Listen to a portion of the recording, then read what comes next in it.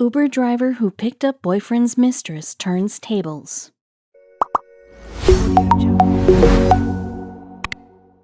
When she saw her boyfriend's car, she could only grip the wheel tighter. But while she was trying to wrap her head around it all, the man himself appeared. It took a few seconds for him to register who she was, but when it did, all hell broke loose. He started to run, but he wasn't fast enough. Brienne leaped out of the car to deliver a special brand of swift, painful justice. Brienne had been with her boyfriend for quite a while, and she was ecstatic with the way things were going. It had been love at first sight for both of them. After a chance encounter, the couple started dating. Now they were inseparable. Calvin was kind, loving, and committed, the kind of man Bree wanted to bring home to her mother and settle down with, or so she thought. Bree and Calvin's relationship was not perfect, though. The main issue was that they had little time to spend together because they were both focused on their careers. Calvin worked hard to climb the corporate ladder, and Bree was always juggling several jobs. Although they didn't have a lot of time to spend together, the couple made it work while Bree tried to find a way to free up more time for her boyfriend. Despite the lack of free time to spend with one another, Bree and Calvin's relationship continued to flourish. Everything was going well, until Calvin received a phone call. Calvin's mother had been ill for some time, but now things had taken a bad turn. Calvin was devastated by the news and immediately booked a flight to New York to see his mother, possibly for the last time. Bree was heartbroken for him and resolved to support him any way she could. Although Bree was starting a new job as an Uber driver the next day, she stayed up all night comforting her boyfriend. And when morning rolled around, she was there to see him off. She kissed him goodbye at the door, and they both drove off in separate directions, Calvin to the airport and Bree to her new job. Neither of them knew just what the day had in store.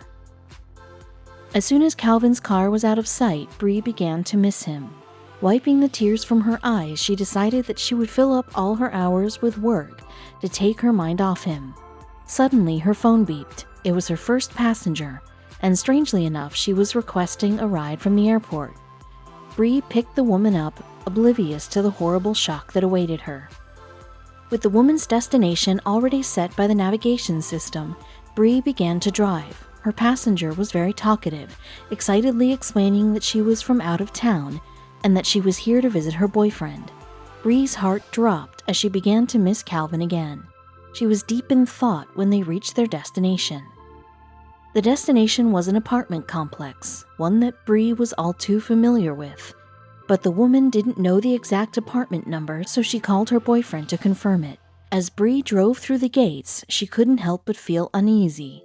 What were the chances that the woman's boyfriend lived in the same apartment complex as Calvin?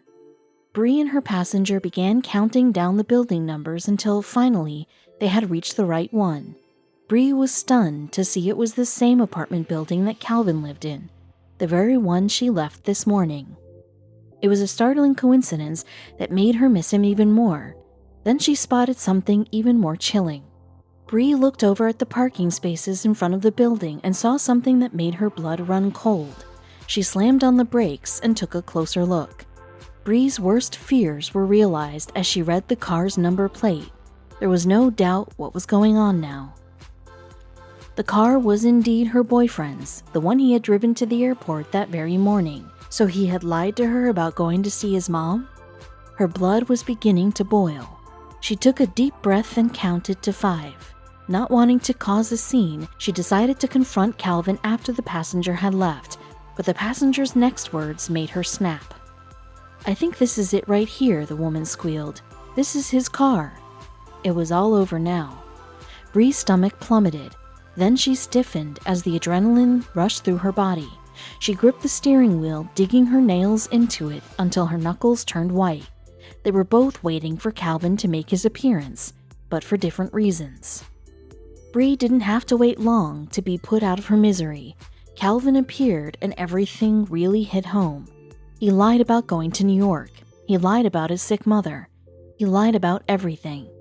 He had been cheating on her with the woman who was sitting right next to her, and Bree was livid. Bree looked right in his lying face. It took a few moments for him to register that she was there, but when it did, his smile fell. Now he looked like a frightened deer, and Bree was going to eat him alive.